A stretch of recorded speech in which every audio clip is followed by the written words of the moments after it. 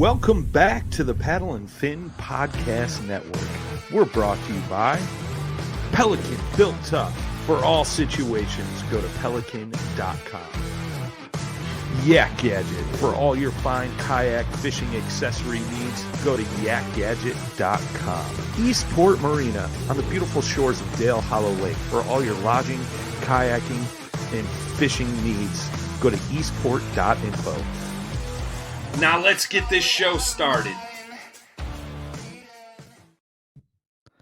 What's up, guys? Welcome back to the Bass Thumbs Fishing Podcast, where we are constantly trying to keep our thumbs ripped up. Tonight, we got a very awesome episode. We got Mr. Eric Siddiqi, the reigning Bassmaster Kayak Series champion, in the house. We also have Greg Blanchard. Both these guys obviously walked on the stage at arguably the biggest stage in kayak fishing, and I just can't wait to hear Greg's side of it as he took 10th place, and then hear Eric's side of it, you know, winning arguably one of the biggest trophies in kayak fishing, along with $20,000. Can't wait to hear about his experience, and he's also going to be fishing the Harris Chain event coming up this weekend. So really thankful that they decided to hop on with us tonight. Welcome to the show, everyone. I think Brian Schiller might be joining us as well. We'll see if he hops in. If not, well, we'll just roll. But a couple of housekeeping things. We got the KBF Trail event coming out here to Arizona this weekend at Lake Roosevelt. So if you guys haven't signed up yet, try to hop in. You guys might be hearing this tomorrow morning or Friday morning at 10 a.m. So I don't know if signups will be done or not. But anyways, best of luck to the guys out there at KBF, or for the KBF event at Lake Roosevelt in Arizona. There's about 50 guys signed up already. So looks like it's going to be an awesome event. Can't wait to see who takes home that win out here in Arizona. For the California side of things, we got Yakabas coming up this weekend at Lake Oroville. We also have the California Delta coming up with the ABA Kayak Series out here in California, and really looking forward to that. A couple weeks from now, we're going to be on the Delta catching fish, and I know Greg Blanchard is going to be signing up for that. Probably going to be a favorite coming into the tournament, but we'll see if we can go up there and snatch a win from the guys up north. So looking forward to going out there for a few days. California Delta, always a fun time, and can't wait to put the puzzle together out there. Anyways, guys, I'm going to go ahead and bring Greg Blanchard in here right now, and we'll get it started. What's going on, Greg? What's up, Shane? How you doing, man? I'm good, man. Thanks for coming on tonight, dude. I know that it's been pretty crazy for you the last couple of weeks. Not a problem, man. Hey, I wouldn't say I'm a favorite for the Delta, man. You've seen plenty of my videos. You've seen plenty of in and out days on the Delta, so I think it's anybody's game, man. Yeah, the Delta is definitely a puzzle. I remember I went up there in November, and I was like, had such high hopes. I thought I was gonna punch a 10-pounder, and I ended up getting punched in the face myself, basically. But anyways, any cast you can catch like an 8 or 10-pounder, so it's always fun to be out there. So we're really looking forward to that event, and I know that you're going to be joining as well. At least that's the plan, and I think it's going to be a good time. Yeah, there's going to be some big fish caught for sure. What do you think? What do you think is going to take the win for 2 days? Man, it's so hard to say. I think 180 at least. Dang, you're gonna have to have 90 a day. It's just that time right now. Yeah. I think everybody's gonna catch them pretty. I say that it'll probably be like Skunk Fest 2022, but no, I think it'll be good. End of March, Delta, or what is it, April?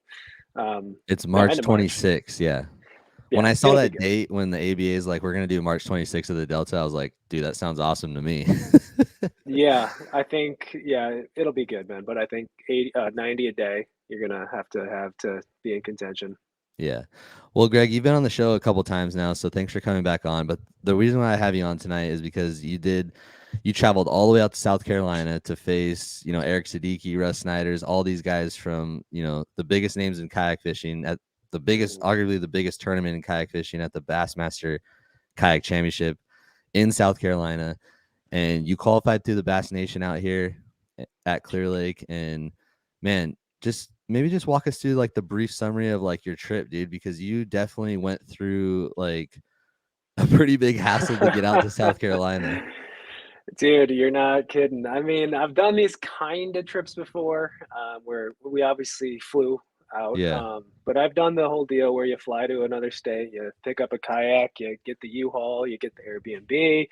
It's a lot, man. It's a lot to organize. The logistics, it's not cheap, But this trip we had some help. We knew that, so myself and Mike Ensign and Terrence Sullivan, we knew that we were going to make this trip a few months back, and we had a lot of time to plan. But the biggest part of it was the fact that Sierra Nevada Brewery up in Chico has a truck that goes from Chico to Mills River, which was only about 2 hours from where we were staying.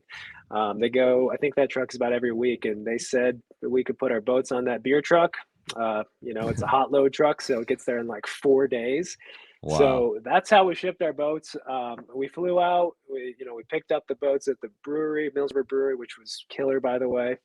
I got the Airbnb, got lucky with a truck loan. Chevrolet reached out and was very generous and loaned us a Silverado for the trip.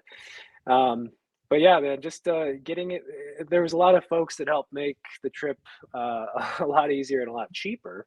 So that was one of the the biggest things for us. And yeah, just once everything was done, it was just about what we do, going out there, fishing a new body of water, trying to figure some stuff out.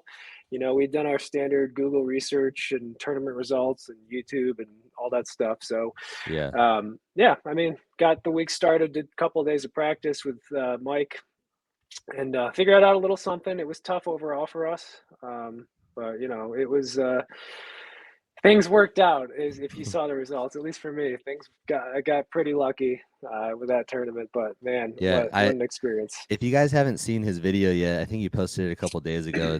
It was like a vlog style of you traveling and also your practice days. By the way, obviously, I'm sure most of you guys maybe watch Greg on YouTube, but dude, there's the way that you edit your videos and the way that you put it together and the way that you tell the story. I know we've talked on the phone quite a bit, and I've gotten to know you a little bit more and more, but like the amount of time and effort that you put into your content, even when we were out there in Texas together, like you tell the story honestly like the best out of anyone in kayak fishing from what I see. And like, dude, how does it come to you? Like, do you just film everything and like put it together? Like how do you put it together, man? Well, thank you for the compliment, Shane. I appreciate that. Yeah. I don't know. You probably, in Texas, like you said, dude, the camera was everywhere. I was bouncing around, putting in different shots. I think for me, dude, I've been doing it for like, God, what is it, like 8 years now? Like uploading fishing videos to YouTube. Yeah, just experience. Yeah, just time practice. I got like a pretty good flow, pretty good rhythm. I think some of my buddies get annoyed with me, low key, because the camera is just like, and that's the funny thing. They don't even know the camera's there half the time. Like none of it's scripted, which is hilarious because you guys probably know Mike Ensign says some pretty funny things, and I gotta bleep a lot of stuff out. But it's just for me, the tournaments, the videos, they're. I've just done them. I've done so many now that it's kind of just second nature, so to speak. Yeah. Well, but I did want to capture that experience. I wanted to show not just the fishing, but like the whole process, like we just talked about. Yeah, dude. And I feel like it really just like pays off, man. I mean, I know that you have a big following already, but like the fact that you're able to go enjoy yourself and create content, and then when you do well like you did, you get on the stage and stuff, it just adds more icing on the cake for you as an angler and a content creator. It just really opens the horizon, like for you to have Sierra Nevada as a sponsor for you to get your kayak out there, even, and then Chevy giving you a truck and stuff. Like it's so cool to see everything come to fruition for you, especially because the amount of time you put into it, man. I think it's well deserved. Thanks, man. Yeah. I mean, definitely have had some good fortune along the way. Not gonna deny that, but yeah, the other thing too. I've chatted with my buddies about that. It's the video itself. It's memories. We can look back. I mean, we even look back on some of the videos from a couple of years ago. Granted, they're pretty cringy videos. I mean, you can tell. I've tried to improve editing, and I'm still trying to improve. But they're cool, not only just for memories, but fishing diaries. I know a lot of people have fishing logs, stuff like that, but you can really look back at your trips, and it's not just something in a journal or a notebook. It's a visual reminder or something you can visually reference to see. And I'll tell you this, for the Delta tournament, our ABA, I'm gonna definitely look at previous Delta videos I did in March and April to kind of refresh, just have a look back. Yeah, exactly. Well, I know that, we don't have a ton of time tonight, which is fine. But the most important thing that I wanted to ask you, and then we're going to bring Eric on here in a second, but being able to travel all the way out to California, you invested all that time, all that money, you went out there and gave it your all. And then when you got that phone call that you were in the top 10, can you just talk about like the phone call and then maybe the little round table that you guys had and then your stage experience? Disbelief, total disbelief. I didn't even believe I made top 10 until I got to the Hilton Garden and said, "Are you guys sure?" And they said, "Yes, you made the top 10." Because, and not to go on too long, but after day one, I had 83 inches. I was sitting in 23rd. And to make the top 10 after day one, you needed about 90 inches. I think it was like 89.75, something like that. So mathematically, statistically, I figured on day two, okay, we're going to need high 90s probably. You need to pull a Jason Borofka. Yeah. Remember Jason threw up like 97 or whatever? Yeah. And, from what I had seen and what I had fished, I just didn't think, I knew I'd need a miracle. But I said to myself, okay, high 90s, top 10, maybe if we get high 90s. And I ended up with 83.75, I think, on day two. So it was like, okay, well, a little bit better bag, caught a limit. Great. Mike and I packed up, got in the truck, ordered a pizza. And actually, this is all in the video, the tournament video, which will be going live tomorrow at 6:00. But I got a text from Bass and it said, or I actually didn't know who it was. I got a text from an unknown number. It said, "Come to the hotel immediately." And I was like, is this Bass? And they're like, "Yes, congratulations, you made top 10. Wow. And I still didn't believe it. I called the number just to make sure someone wasn't messing with me. And it was one of the Bass staff members. And they're like, "Yes, you made top 10. Get to the hotel." I'm like, wow. Oh, yeah. So roundtable was cool. We did it with kind of everybody, chatted about the tournament and how they caught them. And just total shocker for me. Was it cool to meet Mike Iaconelli? I didn't actually get to meet Mike, No? which was a bummer. I was trying to, but I just never got to it. Yeah, dude, the video tomorrow, you'll see, when the stars align, and I got some pretty good fortune in the last hour and a half to get, basically, I think I made the top 10 by about half an inch. So did you just, once you found that crankbait in practice, did you never put it down? Pretty much. I think 99% of the day I was cranking. Caught a couple on a what crank was that? It was a Berkeley Fritz Side 7 in Ghost Morning Dawn. Nice. They were eating it. It was a fun bite, man. It was we ended up catching a bunch of fish. So, at least the fishing was fun. It wasn't, dead sticking a worm all day. I know. Isn't that awesome? Like when we go out like central or east, and like being from the West Coast, we're so used to grinding, finesse fishing. And then we go out there, we find a crankbait bite or a chatterbait bite or a frog, whatever, power fishing. It's like, dude, this is like candy, dude. Like, dude, it's so much different. It's crazy because, and I'll say just this last quick story, but I went to Berryessa yesterday, and Berryessa actually reminds me a lot of Russell, the lake we fished. It's got a lot of spots, some largemouth. There's a bunch of creeks, a bunch of arms, little coves. Water clarity was similar. Water temperature was similar. Time of year was similar. So it's like, we'll catch them on a crankbait, right? It makes sense. That didn't happen. It was a grinder. It was a struggle. We didn't get a single bite on the crank, but it just goes to show like how not textbook bass fishing can be and how different, California. I feel like too, like on the West Coast, like they're never where they're supposed to set up. And on the East Coast and like the Mid East, they're where they're supposed to set up. They're weird out here, man. Trust me. I mean, they're strange. And forget about SoCal lakes. That's just a different planet. All right, really quick before you head out, what's next for you? You got the Delta, and what are you hitting up next? I talked to you earlier. You're hitting the native tournament, so you got some things coming up for sure. Yep. Packing up for Oroville. Gonna head up to Oroville tomorrow. Actually, gonna get the Titan back because they had to ship our boats back. And they're at Chico, so Oroville's right by Chico. So Oroville, Yakubass this weekend. I guess next week I'll just be chilling because I can't fish the Delta because it's off limits until Thursday. But that's cool. Thursday, Friday, I'll definitely go pre-fish ABA that weekend. Native tournament April 1st, I think. Maybe it's the 2nd, but the no limit native tournament at Lake Berryessa with like a $500 big fish each hour. Definitely gonna do that one. That's gonna be a lot of fun. Yeah. My Berryessa video that we'll go live before that tournament. We'll probably give away some information, but it is what it is. I'll just say this: I caught 2 bedfish yesterday, so you probably left out a couple catches that were key, huh? I wish I could say that. It was tough though. It was tough. I got 3 fish all day, but 2 were on beds. But no, it's going to be a fun next couple of months. There should be a lot of good fishing in store.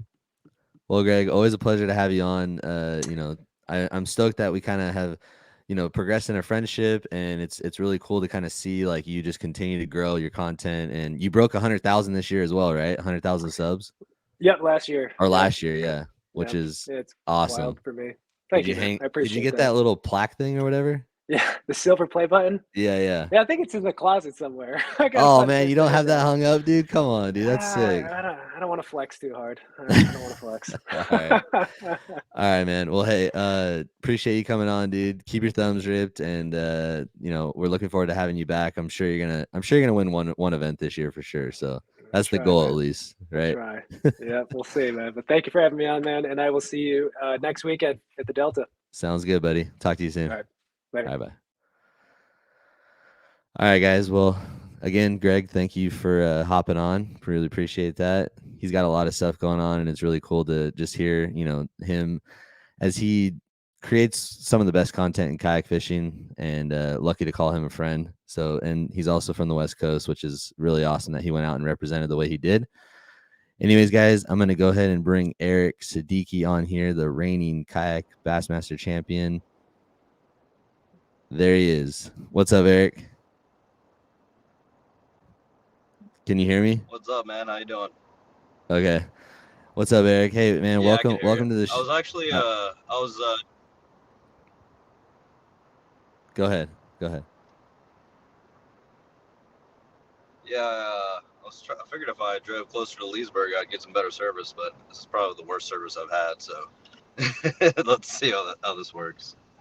No, it's all good, man. I appreciate you coming on. I know that you're actually going to be fishing a tournament here in the next couple of days at the Harris Chain, but I just thanks for coming on, man, and congratulations on arguably the biggest win maybe ever, in as in your career, possibly, right? I mean, this is huge. Yeah, for sure. Yeah, huge. I mean, when I started kayak fishing, my goal was to qualify for a Hobie Worlds, and so I've qualified for 2 of those. So, but I think this is probably, without a doubt, the biggest one I've had. Yeah, man. I've been looking for one of those big championship wins. So I finally got it. I mean, every time that we see your name in any tournament, obviously you're a threat. And then when you went out there and just threw up like the first day, you just like threw up like 90+ inches. I was like, oh man, he's on him for sure. Like, I don't know, just like the consistency that you have and like your reputation, and then the way that you just like sealed the deal by a 1/4 inch is just, I mean, dude, you literally fulfilled like, honestly, like ton of our dreams as like kayak anglers. Like to be able to go up on that stage and hoist that trophy is like, honestly, like one thing that I've just grown to have a passion about. Because I was out there in Texas. You probably don't remember, but like we kind of ran into each other for a second out there on the water, because we were up that creek arm that day. But that was a grind out there in Texas. It was definitely a little bit different than Russell, I'm sure. Yeah, it was actually in Texas when I got to the boat ramp in the morning of the first day. I went to put my Torqeedo on, and my whole mount and my power pole was gone. So I still don't know when somebody jacked that thing, but so are you serious? Someone stole it? That really happened. Mm-hmm. What? Yeah. So I had to change my game plan at the ramp at that one, and I still finished just outside the top 10, but yeah. I felt like if I would have been able to have at least a Torqeedo, I would have been able to explore a little bit more. You know how that goes. But yeah. So I know that you're from Cincinnati, and how did you qualify for the championship this year? Did you qualify through the Opens, or did you qualify through a nation?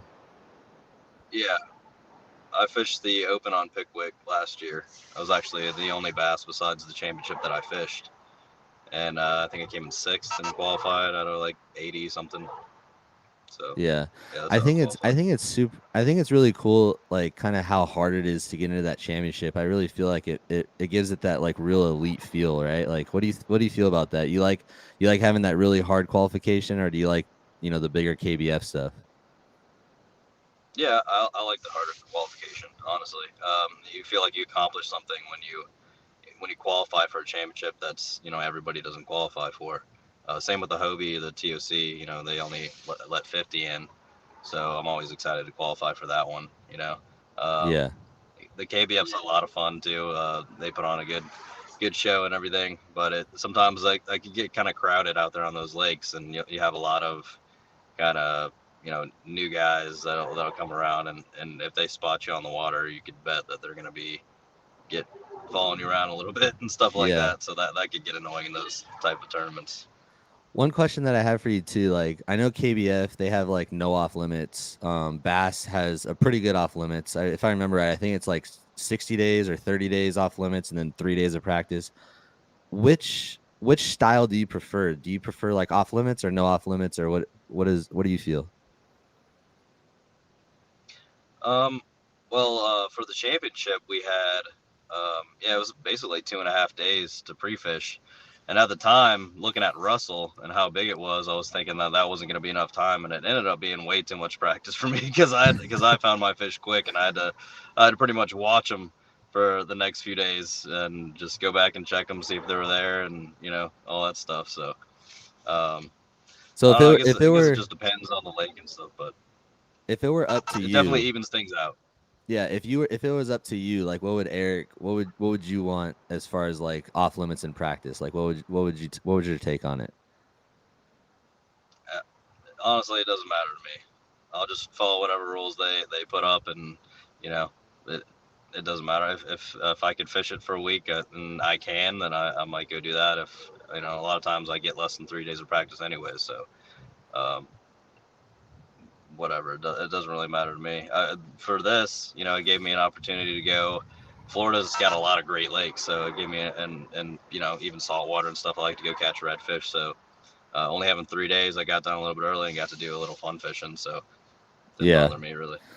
What do you do for your day job? Are you doing this full time now, or what is your yeah, you're doing it full time? Yeah, that is full time, yeah.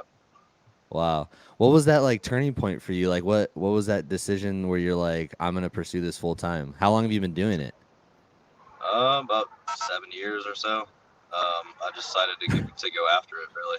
Yeah. You've been doing it full time for 7 years? Kayak fishing full time for 7 years. Really? Yeah. I do odd jobs and whatever, work for buddies sometimes when I'm home if I'm alone. But it seemed like every time I really needed to cash a check or something to keep going, then it would happen. So it just made me feel like I was doing what I was supposed to be doing, Dude, that is incredible. Hats off to you, man. I mean, that's pretty awesome, dude.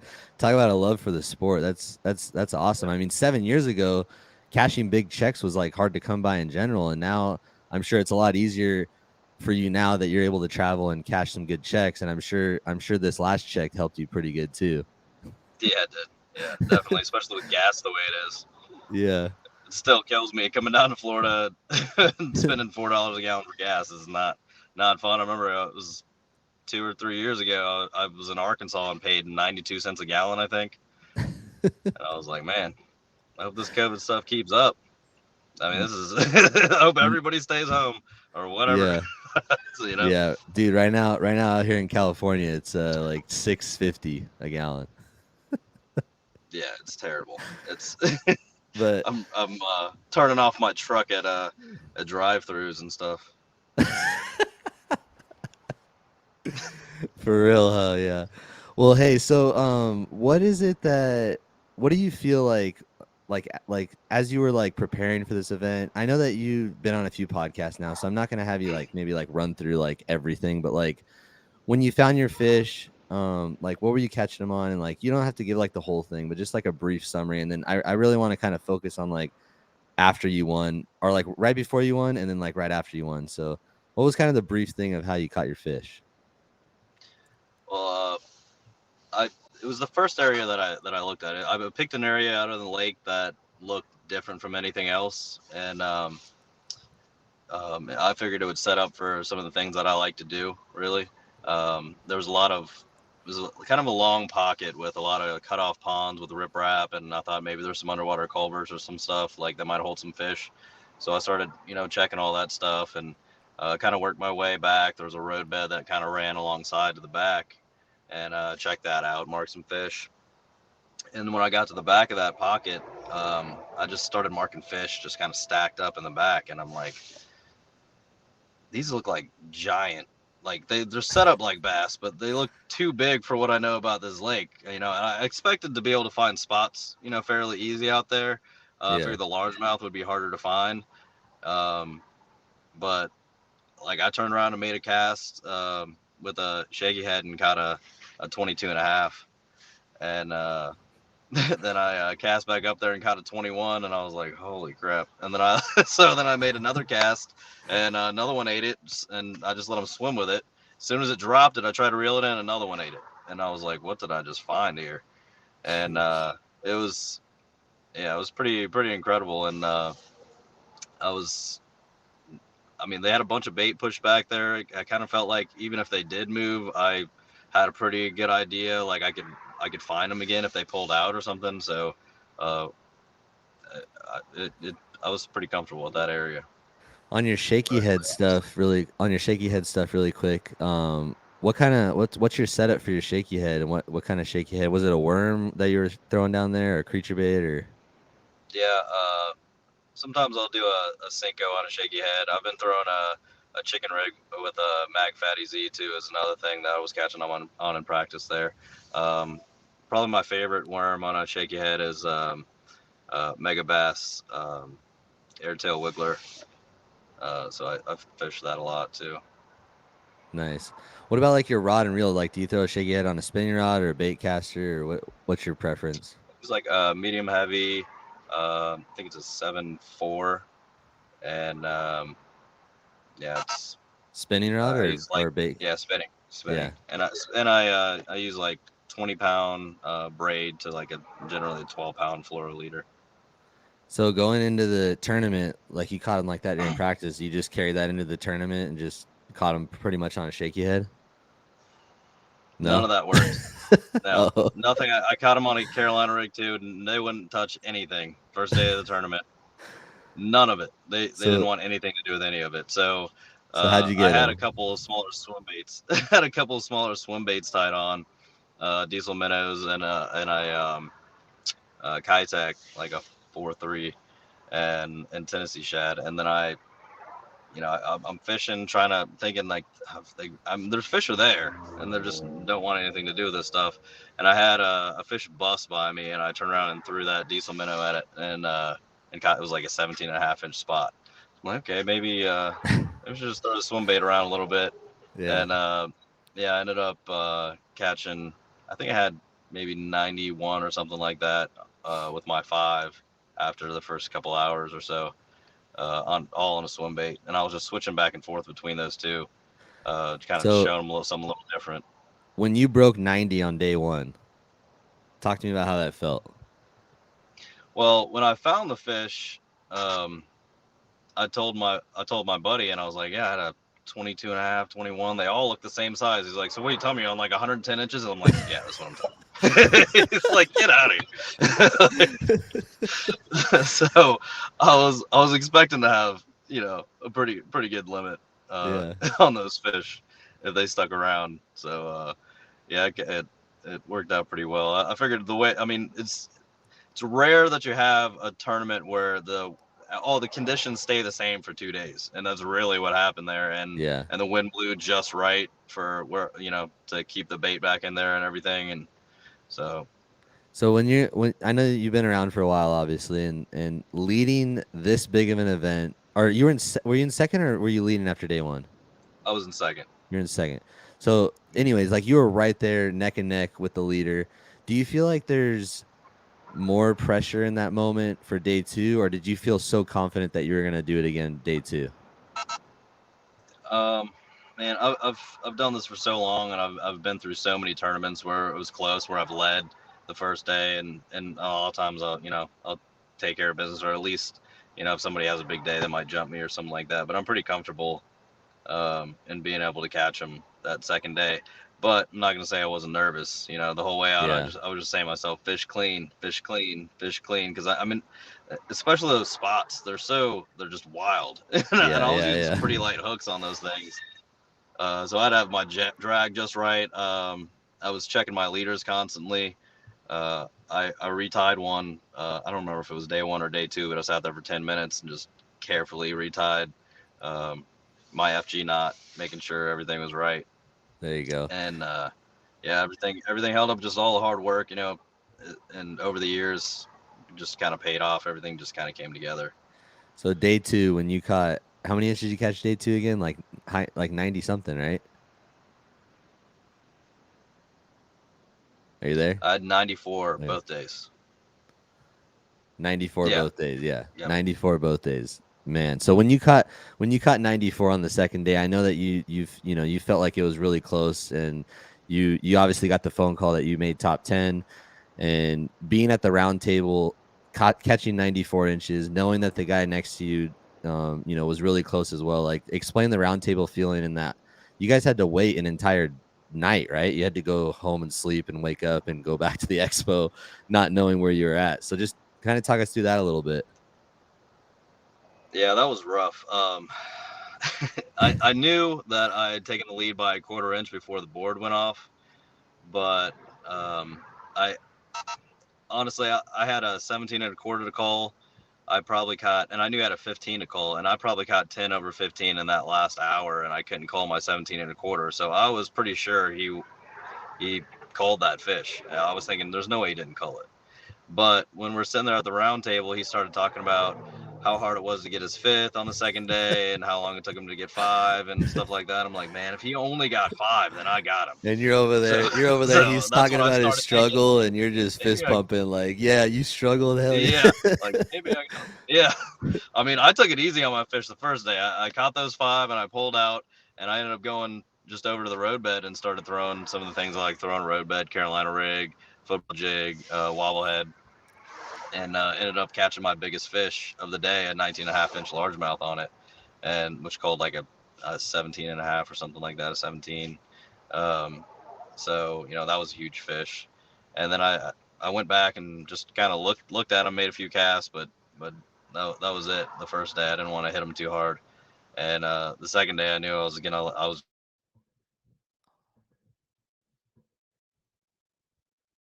laying to him and catch every fish I could. So that was a good feeling. With how many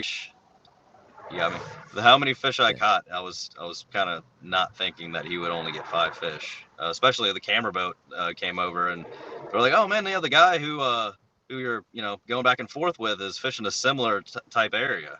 And so I was thinking, there's no way that he only caught 5, because I mean, I'm sure I caught 30 the second day. Jeez. So you're on the stage now. Let's just kind of fast forward to being on the stage. You guys are all up there, and you're seeing the names tick away, tick away, tick away, tick away, and you're still up there, obviously top 3, and then it goes down to 2, and everyone was like, okay, yeah, that makes sense, the top 2, and then I believe they just kind of put it up there on the screen, and then take it from there. Yeah, they told us that they were going to do that, and honestly, I was pacing back and forth. I was pretty nervous, and I didn't even know for sure. Somebody else could have had that was right behind me could have had a giant day and jumped both of us, and I could end up in 3rd or something like that. I really didn't know. Yeah. Yeah, but when it came down to us two, I was pretty excited, and when the guy said how this was a really close one, it came down to a 1/4 inch, I felt like my eye just went up there, because he would have had to catch a 15.5 on the dot to get me by a 1/4 inch.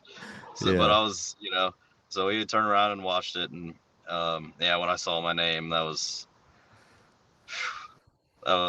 incredible. It was just a weight off my shoulders.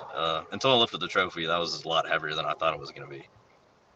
Yeah, it looks like a pretty dense trophy for sure. That's a good one. Yeah, I've been dreaming about lifting that blue trophy for a while, I'll say. Where did you put the trophy in your house? Or where did you put it at? It's over the mantle. It's over the mantle. Over the fireplace, huh? Yeah, I carried it around with me for a few days. I actually had a buddy of mine carry it around for me at the show and stuff. Yeah, I saw so that. That's awesome. Fun. I would have done the same thing, bro. I ain't putting that thing down for a few days for sure. Yeah, right. Yeah. So, walking around the expo with that trophy, and you've already been a household name, but this kind of just like solidified you, put you in the history books pretty much of like, one of the biggest wins ever in kayak fishing. Like, when you're walking around the expo and everything, like how did that change like your experience and like your, how did it just like change your mindset and your confidence as a kayak angler? It was a lot easier talking to potential new sponsors when I walked up with that trophy. I'll say that. Yeah. But it was it was a lot of fun, and I got to talk with some old sponsors and make some new connections and stuff like that, and everybody was pretty amazing. I had some buddies take me out a couple of the nights, and we celebrated and all that stuff. But of course, yeah, man, the show was a lot of fun. It was fun. I didn't make it into the show super early any day after, going out with Lambert and all those guys. But for sure, yeah, the show was amazing, and the meeting everybody was a lot of fun. Did you have any like experiences with like actual like bass boat pros that were about to fish the classic? Like, did any of those guys come up and talk to you about it, or was there any interest from them? Yeah, so when they actually had the last day there on Sunday, I was backstage and just kind of hung out and watched it on TV. They had food back there. And so I was watching the guys on TV, and they'd come off the stage and come down and grab some food and sit down and talk about their day and stuff. So that was pretty cool. And that's awesome. And a lot of those guys, knew who I was and were congratulating me and stuff. So that was pretty cool. So they're starting to pay attention. Yeah, did you feel like any of them, like obviously Mike wants that trophy, but did you feel like any of them kind of like looked at it like, man, I kind of want to maybe get into this a little bit, or did you have that feeling from any of them? I don't think they think that it's as easy, an easy transition. You know what I mean? Yeah. Like, they were all pretty happy I beat Ike. As were like all the kayak fishermen. Yeah. But like I talked to Ish Monroe at the show, and he's like, "Yeah, no, I'm not doing that. That's not for me. I'm not getting one of those." So, yeah, I don't. The more guys I see, like Carl Jochimson, he's kind of in the Hobie thing, and Brandon Polinick, he's been in kind of post pictures of Old Town. Jordan Lee's like kind of in the native thing. Like, it would just be really cool to see those guys hop into some of the bass events and kind of, just like Ike did, dude. Like, I give all the props in the world to Ike and what he's doing and the way that he's pursuing it and the way that he's established himself by already winning one of the opens. And like, I mean, I think it's got to be something that they want because it's kind of new and it's got to be a challenge too. And like, they want to be able to prove like we're, like they're still the big dogs kind of thing. Like, I'm sure that's crossed their mind a little bit, like I think it crossed their mind. Yeah, for sure. I got a lot of respect for Ike for putting himself out there like that, and he talked, at the Bassmaster about, how good the top kayak fishermen are and they can compete with the top boaters and stuff like that. So that was pretty cool to hear a guy like him say something like that about us. So and he actually launched out of my ramp every day. When I found my fish on Sunday, it was just me and him that launched there, and I never saw him on the water, but we both got back to the ramp at the same time and talked a little bit about fishing. And it was kind of a crappy day, like it just rained, it was cold. I'm like, man, I'm cold. And he's like, yeah, I need a hot shower and a beer. I was like, I can't help you out with a shower, but I got a couple spotted cows in the truck if you want one. He's like, I love spotted cow. So he stood there and drank a beer at the ramp. So that was cool.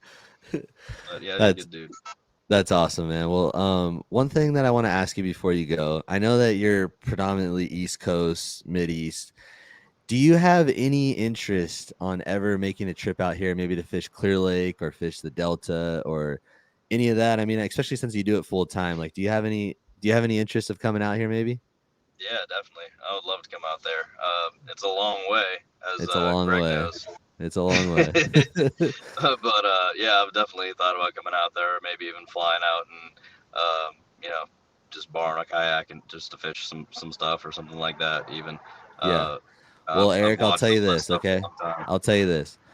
We've made a connection now. Obviously, like we have a little bit of a connection now. So if you do decide to fly out here, let me know. And I know quite a few guys out here with kayaks, so we will try to get you one for sure if you decide to make the trip out here. We got a bunch of KBF trails out here. We got one at Clear Lake in August. We got a couple down south in the next couple of months too. There's some big stuff out here. There's a lot of money to be won, especially with ABAs doing some things with KBF. We got some big payouts, 2-day events. I know that there's not a lot of national stuff, but Chad's decided to invest out here regardless of the show out pretty much, which is really cool for him to do that.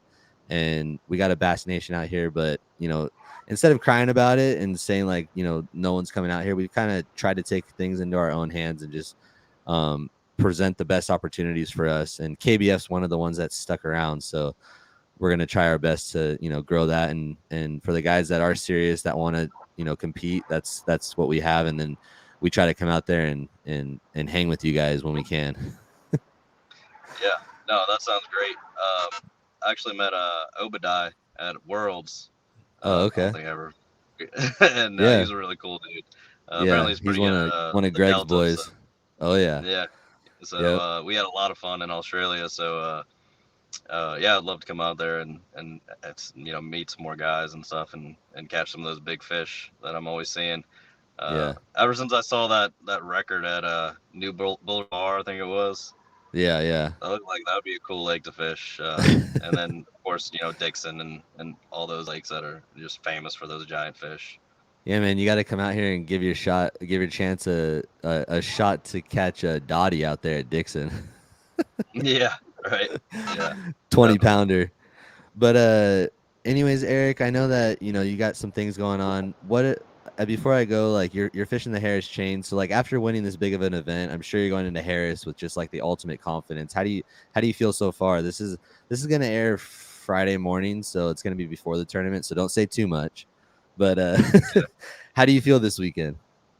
I feel pretty good. Yeah. I feel pretty good. I mean, I'm not a huge fan of, having all these different lakes to choose from, because I'd rather, like, at least if there's one, I know I'm on the right lake. Yeah. But I picked one today and went out there and hooked into a really big fish, and I put up some pretty good numbers today. And I kind of came up with a new rig even today. That something it's a little lighter rig that I like to throw, and I managed to figure out how to throw it heavier, and I was doing pretty well with it. So I'm kind of excited for the rest of the week, see how it goes. But Florida's always fun anyways. You never know what you're going to get a hold of out here too. It's a fun place to fish. So what's your prediction to take home the win? Is it a 1-day event? I think it's a 1 day, right? 1 day, yep. Yeah. 100 inches. 100. Yeah. It's Florida, right? Yeah, 100 inches. Yeah. So after the Harris chain, Eric, what's your plans after Florida? I leave here and I go straight to Santee for the Hobie. Nice. And then I leave from there and I go straight to Caddo for the KBF. There you go. So you had some pretty quick fingers to get into that Hobie event, or what? You smashed it right away. Actually, I was a little late on that one. I got a roll down spot, but I was quick on the chick one. I had an alarm set for chick. I said that tournament was probably going to sell it in 5 minutes. I think it sold out in 9. So I made sure I love any Tennessee River chain lake. I love, and Chickamauga's awesome. So I wasn't going to miss that. Yeah. Oh man, I lost you for a second. Oh. There you are. I got you. You.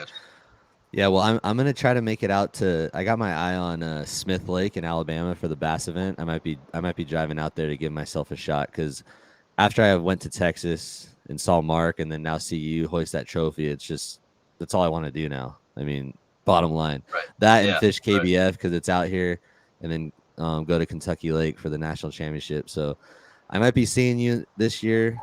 Again, Eric, congratulations, man. Man, what an accomplishment. I can't even imagine all the emotion and everything. And I appreciate you taking time to do the podcast, dude. It means a lot. And before you head out, where can people follow you at? And go ahead and shout out some of your sponsors if you want to as well. Okay. I try to post a fair amount on my Instagram. It's Sidiqqi_fishing. And I've got a YouTube channel, and you can just type my name in and find that. And there's all kinds of other videos from like KBF and Hobie and different stuff too. So, awesome. But yeah, man, I've got so many good sponsors. That's why I made the stage, the very first bass tournament that we had 2 years ago. I came in fourth, and I wrote my sponsors on my hand. And this time I actually pulled my phone out at the end and just read them off. I got so many good sponsors, so it's just hard to remember them all. I'm sure Stormy liked that you wore a Dakota Lithium sweatshirt on stage. Oh yeah, yeah. So he gave it to me for not wearing it at the round table. I was like, all right, I got you. I'll wear it on stage. Stormy's awesome, dude. I'm a part of the team as well, and Dakota Lithium, man. I mean, those batteries are incredible, and Stormy's awesome, and it's just cool to be a part of that team for sure. Yeah, and it's I love companies that take care of their anglers. You know, they really take care of us. Yeah. To take care of all our housing. I'm staying at the Dakota house again down here, and they're awesome, and their batteries are awesome, and we'll give Dakota Lithium a big shout out because they're one of mine too. So Dakota, Stormy, you're the man. Awesome. Yep, you're the man, Stormy. All right, Eric. Well, hey, enjoy your dinner tonight. Again, thank you for coming on. Best of luck at Harris Chain. We'll be following you along there and the rest of the year. And fingers crossed, man. Hopefully we'll see you out here on the West Coast. It'd be cool to see, some of you guys come out here and compete with us. That'd be pretty awesome. Let me know if you decide to. But hey, man, keep your thumbs ripped out there. Regret that. Bring it, bro. Let's do it. Right. Come on, let's see it. You'll definitely see me out there sooner or later, for sure. All right, man. Well, I might try to make it out this year. Have a good night, dude, and I'll talk to you soon. All right. Thanks, man. Thanks for having me on. All right. See you, buddy. All righty, guys. Well, that does it for tonight's episode. Again, thank you, Eric and Greg, for hopping on. Couldn't thank you guys enough. Man, what an incredible accomplishment by Eric to go ahead and hoist that trophy. Arguably one of the biggest trophies in all of kayak fishing. Definitely one of my bucket lists, one of my dreams. And if you guys are interested in qualifying for that event, next year it's going to be in Knoxville in Tennessee. And man, I would love to get out there. But California has a California Bass Nation. There is a nation out here that you could qualify for that event for. Go ahead and check out at California Bass Nation on Instagram and Facebook. And if you guys want to get connected with that, go ahead and check that out. But man, hopefully Bass comes out here maybe next year and gives us an open or gives us something on the West Coast to have like a one-shot qualifier at it. But like I said, I'm going to try my best to make it out to Lewis Smith Lake. I kind of got my eye on that one. It's out in Alabama. Me and a couple buddies are trying to come up with a game plan to maybe head out there and go see if we can qualify for that event, because it's definitely something that is worth the travel, worth the time, and just to be able to qualify for that big of an event is a huge accomplishment in anyone's kayak career. So anyways, guys, best of luck to you guys fishing out there this weekend. Wherever you're at in the country, rip your thumbs up and appreciate you guys' support. I did post my YouTube on my YouTube a couple days ago, my video from the ABA kayak series. If you guys want to check that out, I do have a YouTube channel as well. It's Bass Thumbs Fishing on YouTube. But again, I appreciate you guys' support. The messages mean a lot to me. And again, just thankful to be able to go out on the water and fish and have the opportunity to fish. So anyways, guys, that pretty much does it for tonight's episode. As always, keep your thumbs ripped, and I'll see you guys on the next one.